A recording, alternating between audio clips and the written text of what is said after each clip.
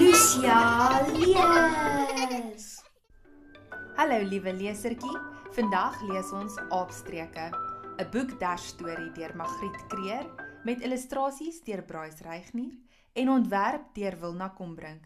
Kom lees saam. In die veld is daar 'n klomp verskillende diere. Groot en klein, vinnig en stadig, maar elke dier speel 'n rol.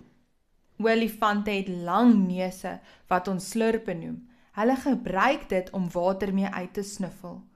Hulle kan drinkgoed opspoor, selfs waar daar niks te siene is nie. En as hulle iets kry, trompeter hulle vir hulle vriende.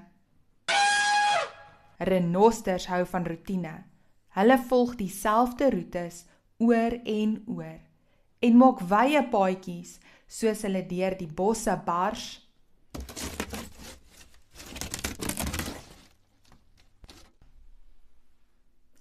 Seekoeie eet graag soet groen gras en sommer baie daarvan. Hulle hou die gras langs die rivier kort, sodat dit makliker is om by die water uit te kom. Maar wat van apies? Apies se werk is veral belangrik.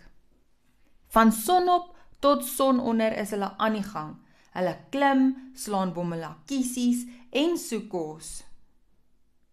Apies hang aan hulle voete van die bome af en bekyk die wêreld onderste bo.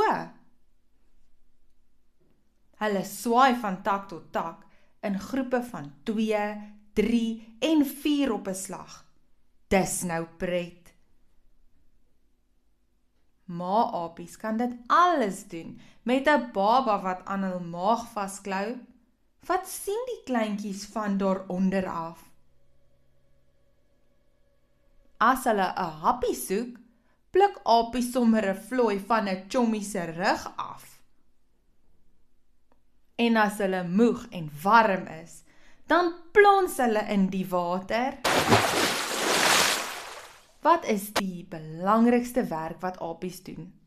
Hulle speel heeldag lank en dis harde werk. Fluit die stories uit. Maatjies, is jy ook 'n aapie wat heeldag lank speel?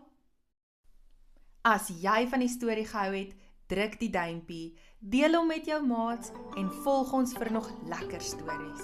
Sien jou volgende keer saam met Lucia lees.